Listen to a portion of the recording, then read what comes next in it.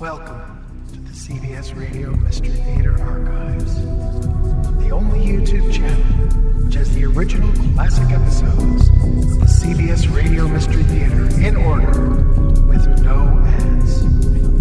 Thank you for listening, and now, enjoy the show.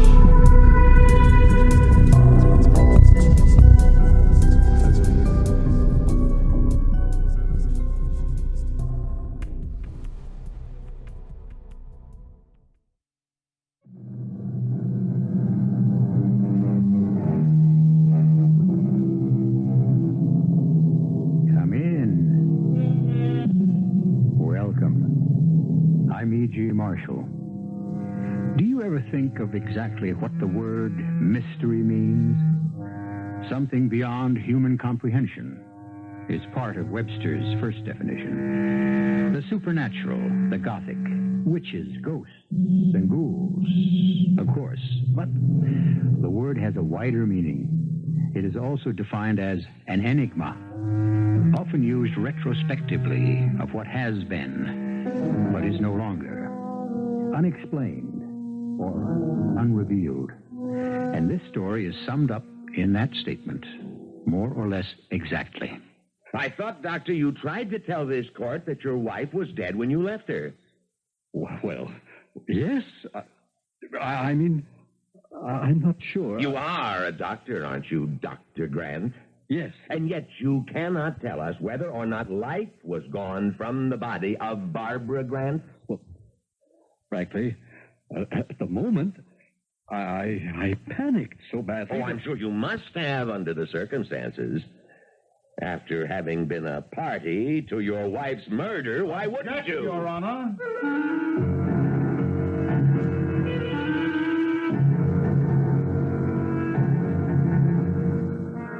Our mystery drama, The Hanging Judgment, was written especially for the Mystery Theater by Ian Martin and stars Mandel, Kramer, and Leon Janney. It is sponsored in part by Luden's Medicated Cough Drops and Buick Motor Division. I'll be back shortly with Act One.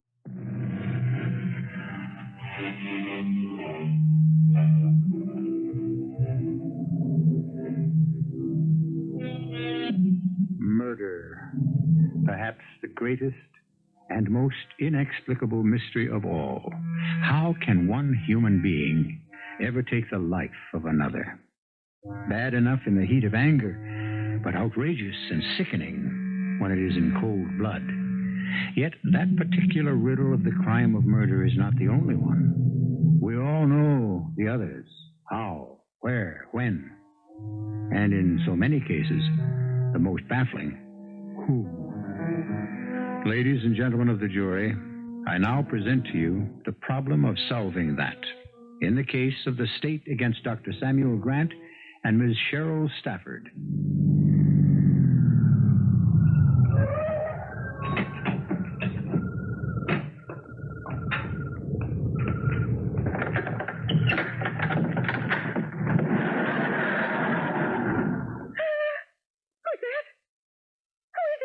It's me, Barbara.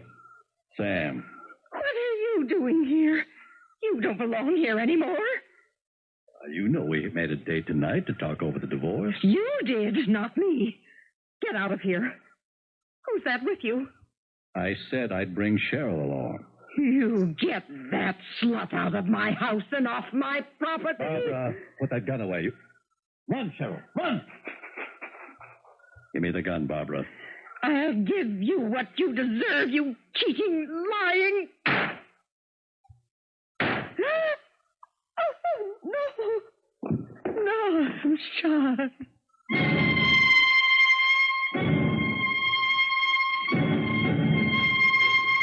Hello, Lieutenant Kinsella. Mr. District Attorney, I kind of expected to see you earlier. At the scene of the crime, as we say. Want to fill me in on this Grant case? Let's go into my office. Looks like murder one. How was she killed? Shot, close range, probably 38. Suspects? Well, don't know. Could have been a prowler. The woman, Barbara Grant, was separated from her husband. Was he been notified? No, we haven't been able to reach him. The Swedish maid was wakened by the shots and called us in. She thinks Dr. Grant might be out of town. Whose maid, his or hers? Her maid. The dead woman. You said they're separated. Check. So how would she know about the doctor's comings and goings? Sit down, Al. I got a hunch you don't have to be nervous over this one. What do you mean? Well, I looked over a couple of pictures of this Dr. Samuel Grant. Lover boy. How do you figure? Oh, chaser. Final breakup of the Grants was over a secretary he had, a babe named Cheryl Stafford. Did you pick her up? Yes, I'm waiting on that. Seems Mrs. Grant made enough noise so the doctor fired her and she moved back to her hometown, Las Vegas. And if Dr. Grant is out of town, that's where he might be? Figures. We should know any moment. Like maybe right now. Yeah? What? Well, you don't say. Well, how about that? Now, hold it a minute. Guess who just walked into the station? Not our prime suspect. None other, the good Dr. Grant himself.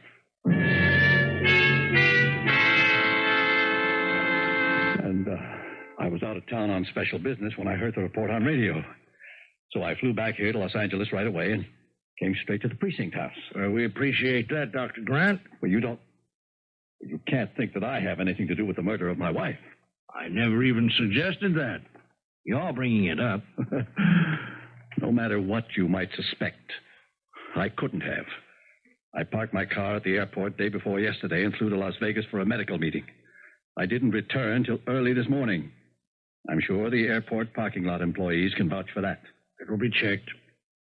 Well, now, may I ask what is being done about whatever prowler or whoever he was who murdered my wife? First off, we're checking on the bullet that killed her. There was a gun beside her, a .32. It had been fired once. But that couldn't have been what killed her, could it? We'll have to wait for ballistics to decide that. In the meanwhile, now, just for the record, since you were virtually offered the information, at the time of the murder, which was between 6 and 8 p.m. on the night of August 29th, do I understand that you were out of town, to be more specific, in Las Vegas, Nevada?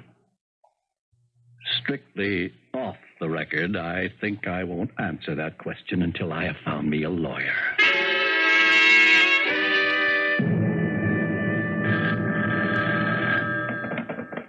J. Carr, Justin and Associates.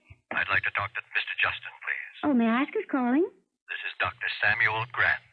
Could you hold just a moment, Doctor? Let me check if Mr. Justin is in the office. What is it, Sandy? Oh, a hot one. Dr. Samuel Grant, whose wife was just murdered. He wants me to represent him, I presume? He didn't say so, but why else would he call? Are you in or out? What else can I be? He needs me. Because he's guilty? Now, who laid down that judgment? Oh, you read the papers, J.C., just like me. You know everything points against this guy being innocent. Do I? And if it does, he still deserves the best legal defense he can find. That's basic lawyer's ethics. If he gets you, he's got it. Does he have you? Make an appointment for me to see him as soon as possible. Today, without fail. Yes, sir, boss. But me, I don't think he deserves you.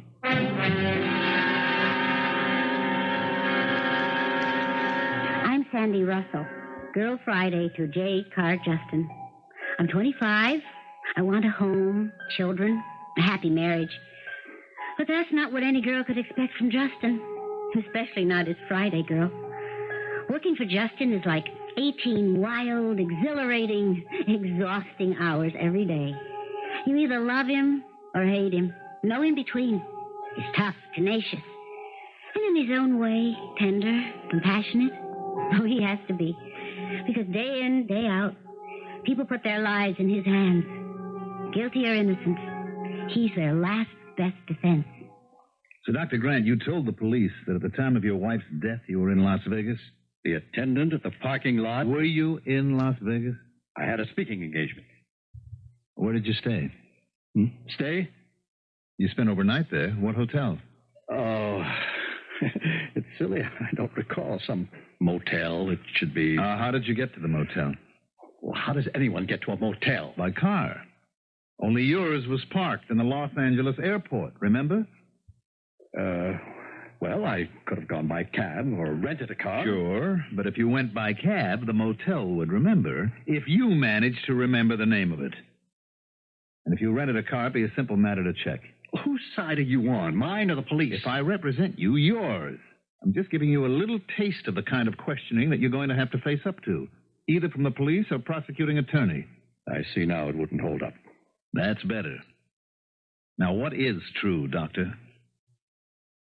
I was there when my wife was shot. Did you shoot her? No, Who did? I don't know. Were you alone when it happened? No, there was someone with me. Who? My ex-secretary, Cheryl Stafford. The medical meeting was only an excuse to fly to Vegas and see her. You're in love with her? We intend to be married. But my wife wouldn't give me a divorce. Mm-hmm. How much of this have you told the police? None of it. I used the alibi. I mean, about my car. It's childish. Why? Well, I was afraid of how it would look if... Barbara, that's my wife, and I have been having trouble. I didn't want to sue for divorce in California because it might disturb a loan I was negotiating. And there's the problem also of community property. But in spite of that, she had started suit. That's why I was there the night before last with Cheryl to ask her to be reasonable and not ruin all of us. If you didn't shoot her, Doctor, who did? Miss Stafford? Good Lord, no. I want you to represent Cheryl. Both of us. We're innocent. Can Miss Stafford testify to the fact that you are? You can ask her yourself. She's waiting in the car downstairs. But you don't have to, or for me to testify for her. Why not? Because there were 2 shots. One, my wife fired at me. The other came from another gun and hit her in the back. I swear to you, I'm innocent. Doctor, how much did you say to the police? Nothing beyond claiming the alibi. All right. If you want me to, I'll represent you. But I must warn you, Doctor, that if it goes to trial, I'll be expensive. How much is expensive? Well, if you're not indicted, nothing. If it goes to trial, my expenses and $50,000. You're right. You're not cheap. Neither is life, Doctor. Like you, I hope I'm an expert at preserving it.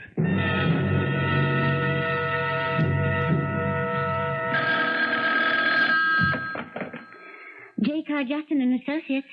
Just J. Carr will do, honey. You can tell him it's District Attorney Herman on the wire.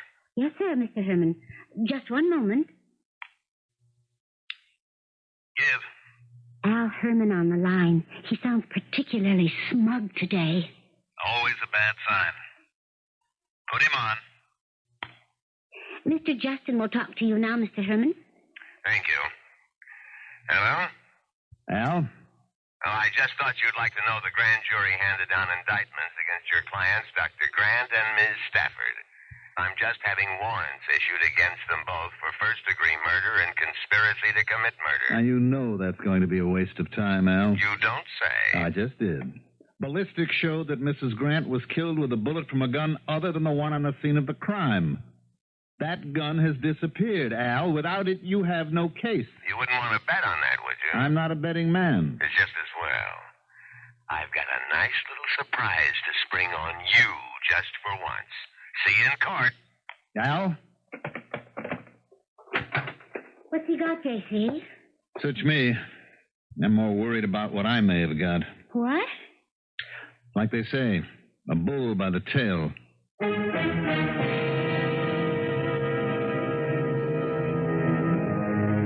So, ladies and gentlemen of the jury, the crime is laid out, and you have met all the principal characters, some of them very briefly. Motive is established, opportunity, in a sense, and a wavering finger points at Dr. Grant and his inamorata, Cheryl Stafford. Or both. Or, since the vital link is missing, the weapon, perhaps to someone else, as yet unidentified. I shall return shortly with Act 2.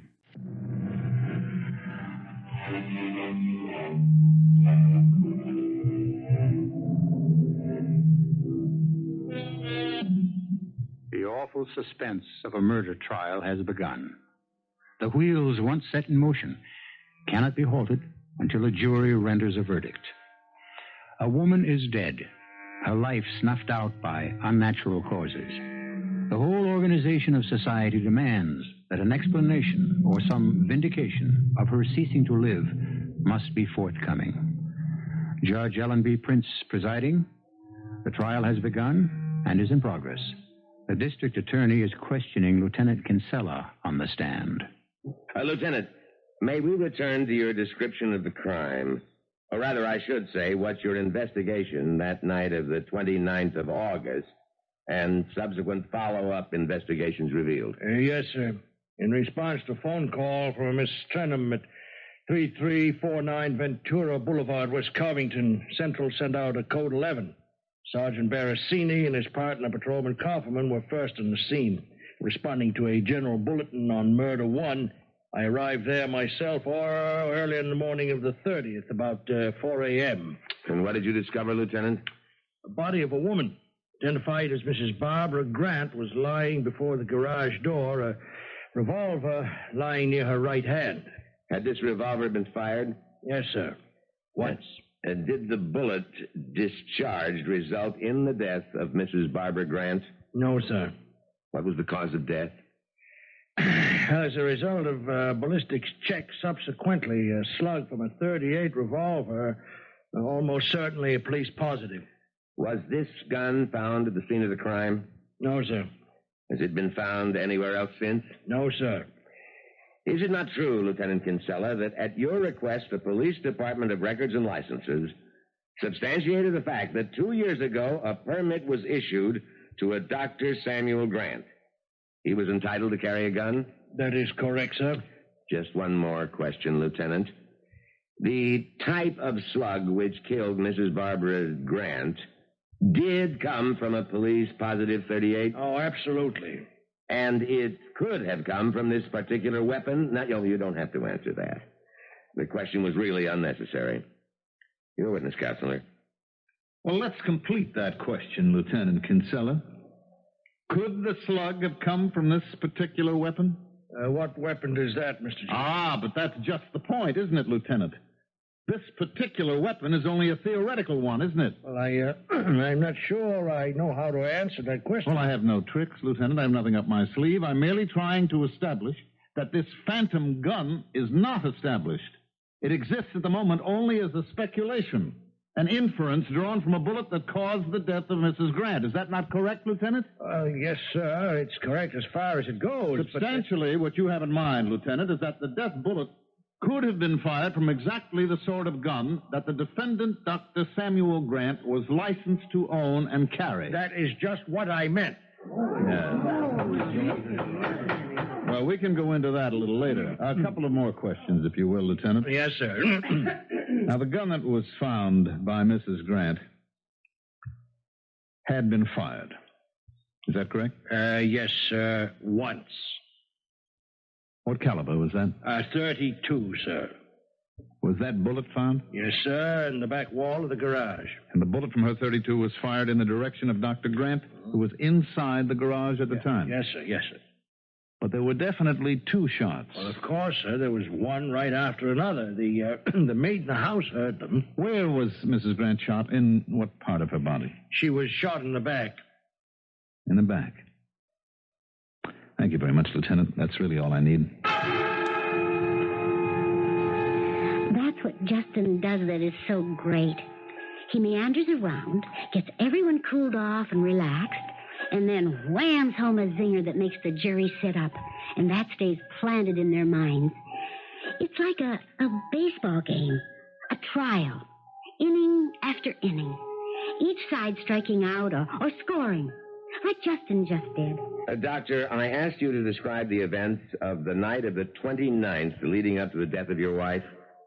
All right, to the best of my ability. My wife, against an agreement I thought we had taken action to sue me for divorce. I'd called her from Las Vegas and asked her to reconsider, and we had made a date to meet that evening. In your own words, could you tell us what happened when you arrived? I can try. Cheryl, Miss Stafford and I had driven there in her car. We parked at the downhill parking lot and walked up the 2 blocks to to Barbara's house. Why didn't you just drive up and park in the drive? Well, that's difficult to explain. The house is perched on the side of a hill. A cliff, really. The driveway is difficult to maneuver. So I built this parking space on our property just below. Unless you were planning to drive into the garage itself, we usually left our cars there. Your own car, your own house? My wife and I were separated. Pending a divorce agreement, it was her house. You considered it that? I was willing to grant her that privilege.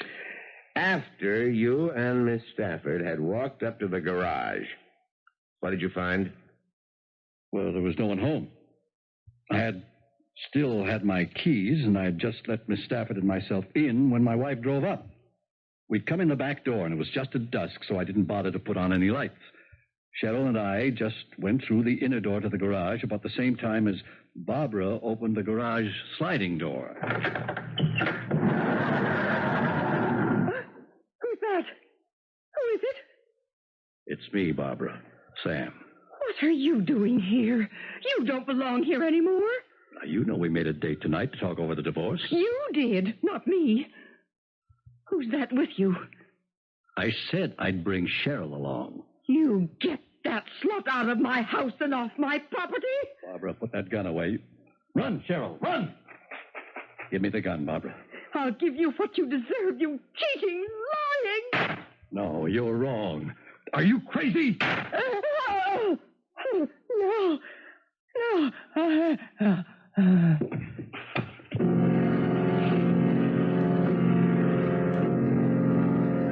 I had ducked down behind the lawn tractor and the garden tools. Even with the headlights on, I couldn't see anything. All I knew was there was a second shot and that Barbara had been hit. I went to her right away. Was the gun still in your hand? What gun? Someone shot your wife. If it wasn't you, are you suggesting it was Miss Stafford? But no. I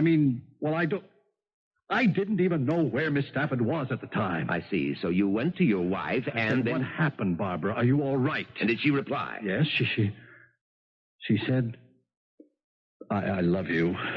I should have listened to you. Take care of the children. Your son and daughter? Yes. Who were not home at this time? No, they were away at school. There was no one in the house? Yes, a maid, Miss Trenholm.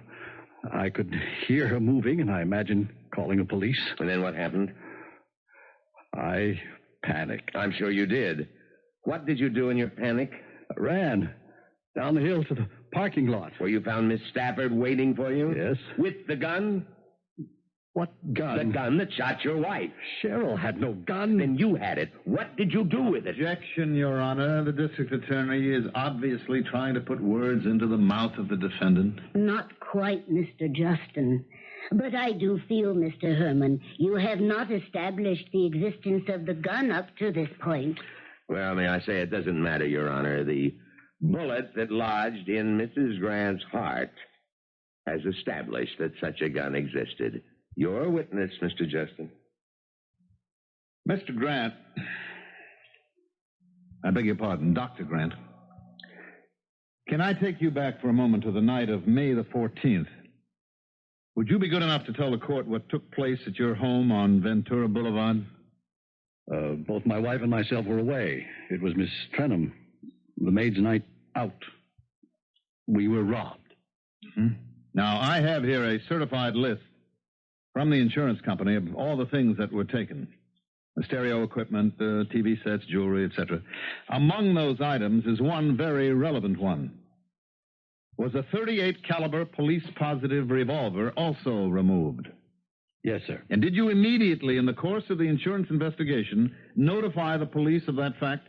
I did. And did you subsequently seek a license for a new gun of any sort? Not for myself. By that time, I was in the course of separating from my wife. Since she was afraid of being in the house alone, I arranged to get one for her and have it licensed. The .32, which is an exhibit here, and with which she fired the bullet at me. And you have no knowledge who might have fired the bullet that killed your wife? No, sir. Could it have been Miss Stafford? Why would you suggest that? Your wife was shot in the back. You were facing her, were you not? Yes, but... Good Lord, Cheryl was scared to death of firearms. She didn't know anything about guns. She's the last person who could have been responsible for my wife's death. I have no further questions. Thank you, Doctor.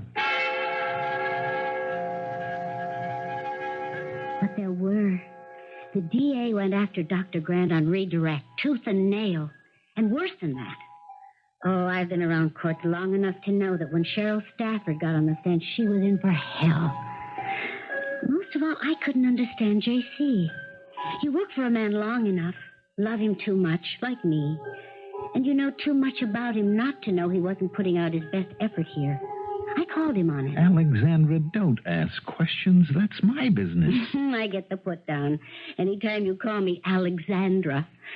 Oh, but I can't let it go, J.C. All right. Now, look, we're skating on a lot of thin ice. And I am supposed to be advocate, not judge. Now, why don't you just leave me be and let what is to be to take its natural course? Okay. If you think your clients are guilty, do you?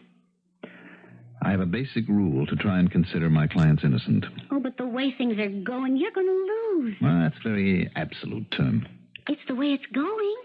Like, well, if things go now, one of them killed Mrs. Grant. Well, and since she was shot in the back, it's Cheryl Stafford. But it's still collusion, and both of them are guilty. That's the way it may look, my love. But not enough hard facts to pin it down. That should worry Al Herman. But you notice that it doesn't. He still has something big to hit us with in this case. So let's go grab some dinner and some personal life. Oh, I don't know. Sometimes I wonder about you. Whether you care. About winning? No. About how you win. And if it's right that you do. Sandy, you have to make your own judgments on that like anyone else. Everything in its time. Let's wait until all the cards are in.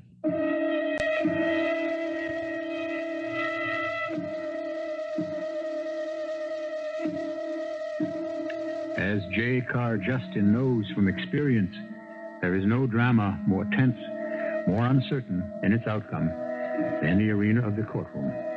And no theater in which the incredible surprise, the shocking factor that follows no law of dramaturgy, simply pops up to turn upside down all the facts which have gone before. So, ladies and gentlemen of the jury, it will be with some startling new evidence that I return with Act 3. Everyone in the trial, of course, was waiting for the appearance of the femme fatale, the other woman, Cheryl Stafford.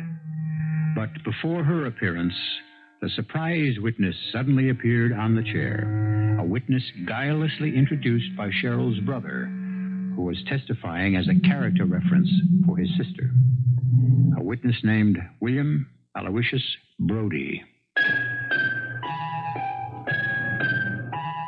It's not often J. Carr Justin is blindsided, but this time he was. And the DA had set his trap well. William Brody was a complete surprise to us and to the jury. Just listen to the unflappable muscle man on the stand in the midst of the story he had to tell. Mr. Brody, you actually discussed murder with Cheryl Stafford? You called it, man. And she named the victim? Yeah. Miss Grant, dame. Oh, I must admit that I'm caught a little out of my depth here, but would you describe in your own words just what you mean? Well, it's no big deal. Like I say, I'm at this party, and a kid I know named Stafford gives me the big intro to his sister here. Her. So who's going to back off? She's a real good-looking dame, and one thing leads to another, and I get an invite to come up to her apartment like the next night. Did you go? Why not? What kind of guy'd pass it up? Please continue your story. Well, I rigged myself out in some fancy threads, figuring this is a score, and I ain't got no reason to change my mind when she opens the door. I mean, she's like you say, undressed for action. And the welcome sign is out. It's a big hello, a big drink, and this kid is I think the picture is graphic enough. Suppose you just tell us simply and directly what happened. Can I get you some more to drink? No, babe, I'm coasting easy now. Your kid brother told me you want a favor. That's right. Try me. I deliver. Supposing I was to tell you I want someone... I want someone out of the way. Out of the way? You mean total? Wiped out? I mean killed. Dead. Okay. You don't have to draw pictures, just name numbers. How much? Say, $2,000. Oh, you gotta be kidding. I wouldn't touch it for under a $5. I haven't... I don't think I could raise that much. Who's a pigeon, anyway? Well, if I tell you, can we make a deal? 3,000 is my top figure. It's all I've got. All I can get. Yeah. So we got a deal. Give me a name. Her name is Grant. Barbara Grant. She's married to my ex-boss. But it wouldn't be hard. They're separated, and she lives alone. So lay the bread on me, 2,000 advance, third on delivery. You actually contracted to kill Mrs. Grant? Are you kidding? This was all con as far as I was concerned. Did she pay the money? I took the money and blew. I was only doing her kid brother a favor. But you took money and promised a killing. Look, Cheryl Stafford says to me, Mrs. Grant has given us a bad time, causing us a lot of grief. Now, if you don't take care of her, Sam will have to do it himself. So I wanted to make her feel better. And when the date came, you were supposed to deliver. What happened when nothing happened? I gave it the wide-eyed act. I said I took her out with a shotgun in the chest, and I hid her behind the convent. And what was her reaction? Well, I never saw her so happy. Then she calls this Dr. Grant, and he levels with her. His wife is still alive and kicking. What was Miss Stafford's reaction? She said, you must have shot somebody else. And you said? Maybe I goofed. If I made the wrong hit, I'll go back and do it again. But I need more money. And Miss Stafford said? There isn't any more money. This time, we'll handle it by ourselves. Thank you, Mr. Brody. No more questions. Your witness, Counselor. Oh, no, Mr. Herman. Not mine. You turned over your own rock to produce this specimen.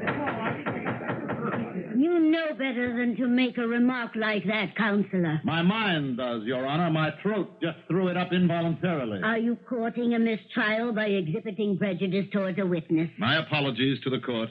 Do you intend to cross-examine? I think not, Your Honor. I would prefer to wait for Miss Stafford's side of the story.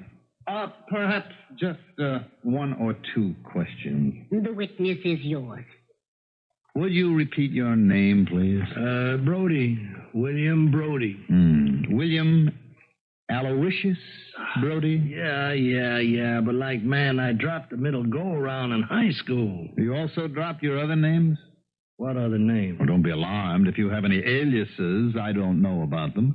I just mean the various public nicknames that people have hung on you, such as Dream Man and the Treasure Chest. Cool it. Will you cool it, man? Everybody has his own bag. I like to build up the body, right?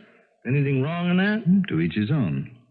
By the way, what did you say that you do for a living, Mr. Brody? I did. Would you now?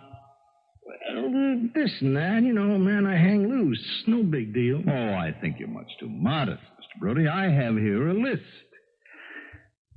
Dance hall bouncer, shill, candy butcher, beach boy.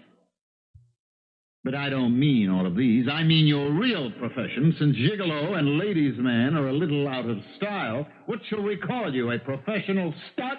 Objection, Your Honor. Objection. Stay and strike that last sentence from the record. Mr. Justin, I am tempted to fine you in contempt of court. You know you cannot discredit a witness without objective proof. Your Honor, respectfully, it is my contention that the witness has already discredited himself. And when I bring Miss Stafford to the stand, he will be even further discredited.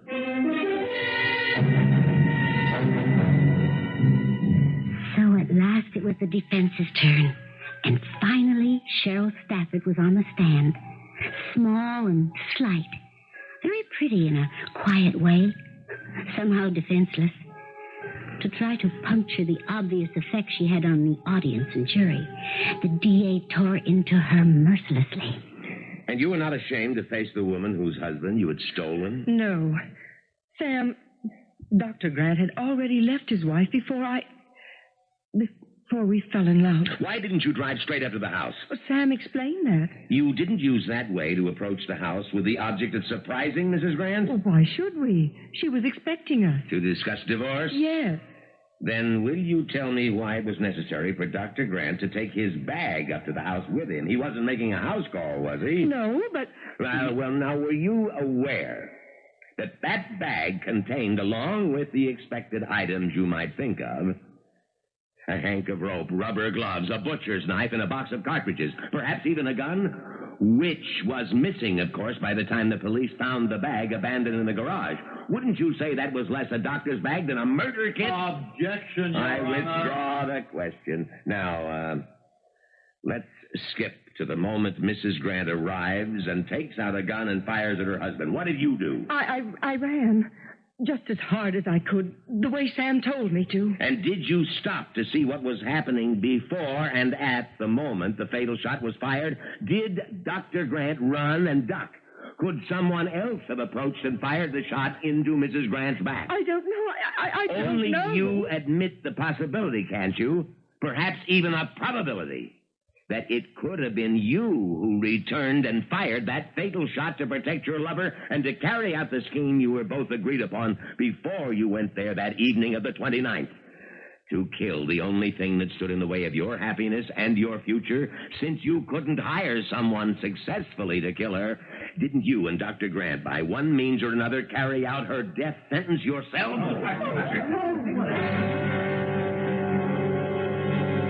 The coil of rope was only some leftover line that Dr. Grant had used to secure a bumper on his boat. Yes.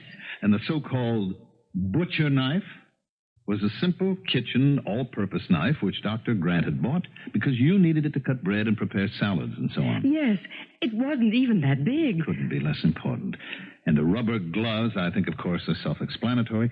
Just one question. Why did he lug that bag up the hill? Because when he talked to his wife, she said she was having her migraine headaches again.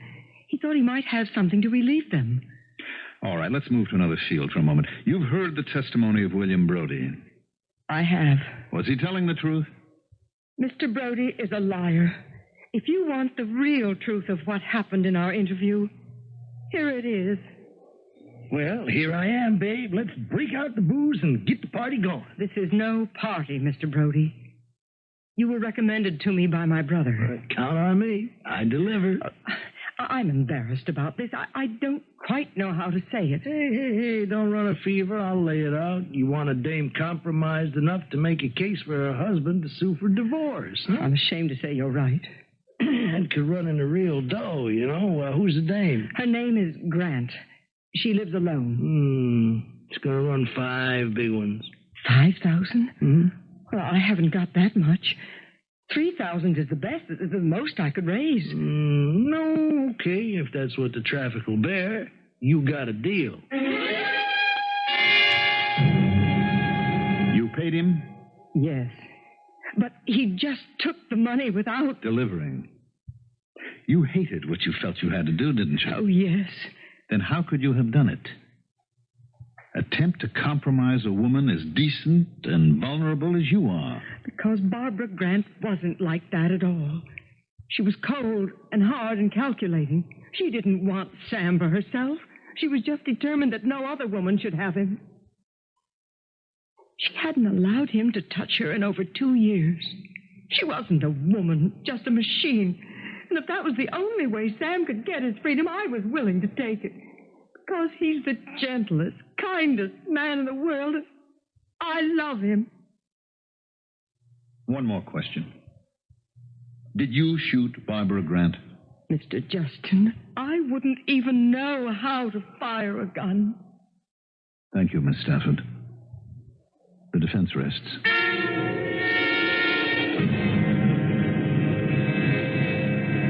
The jury's been out 3 hours, J.C. What do you think? Mostly at a time like this, I try not to. Oh, I wish I could make my mind a blank. Why? Because I love you, and I don't know why you took this case. Now, don't give me the lawyer's ethics line again. Everyone is entitled to a defense. You know he's guilty as hell. Do I? Yes. And how do I feel about her? Well, that's not so easy to... Excuse me. Yeah. They're coming out? Okay, we'll be right there. The jury has a verdict? Yep. Well, what do you think it'll be? All right, ladies and gentlemen of the radio jury, what was your verdict? Was the stolen gun just a cover for Dr. Grant to have a weapon to kill his wife? Did they struggle so that she was shot in the back?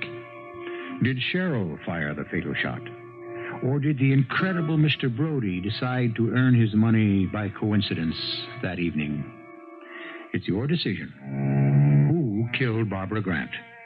I might add that this was an actual case. Only the names and some locations changed. So you were guessing at an actual result. A hung jury? Oh, then you lost. Well, that depends on the point of view. Now, he conned me into representing both of them.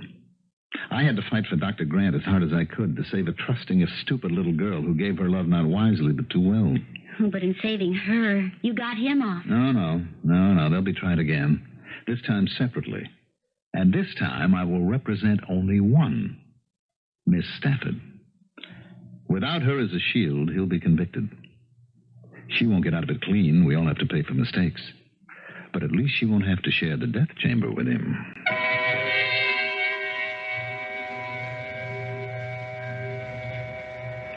Three months later, Dr. Grant broke on the stand and admitted that he had taken advantage of the robbery at his house to pretend the gun was one of the articles stolen. He had had it with him in the murder kit bag, and in struggling with his wife, as she had turned to flee, he had deliberately shot and killed her.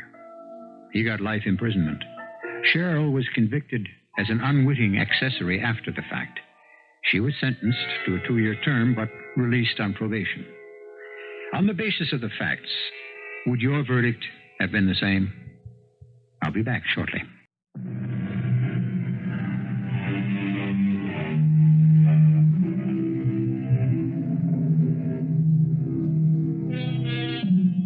How does a nice young woman like that get mixed up with a man like Dr. Samuel Grant? One of the oldest questions in the world, which people have been trying to answer since time began. A few of them, love is blind. 'Twere more than woman to be wise, or perhaps to wind things up, a quote from Mr. Thackeray. Every single woman I ever knew is a puzzle to me, as I have no doubt she is to herself. With no apologies to women's lib. It's the way of the world. Our cast included Mandel, Kramer, Leon Janney, Ken Harvey, Evie Juster, Joan Shay, and Earl Hammond. The entire production was under the direction of Hyman Brown. And now, a preview of our next tale. What is it? I don't know. A funny dead smell. Oh, we must get this house open and let some air in. And what? I thought it was oppression at first, but strange reaction. Heavy, listless. No, what's the word? I know. Something I've never totally felt in my life, even at my parents' funerals. Sad. Just unbearably, inescapably sad. Lord, help us. I knew as soon as I saw the door open. And the moment we got inside, she's back again. You let her back in. Radio Mystery Theater was sponsored in part by Anheuser-Busch Incorporated, brewers of Budweiser. This is E.G. Marshall inviting you to return to our Mystery Theater for another adventure in the macabre. Until next time, pleasant dreams.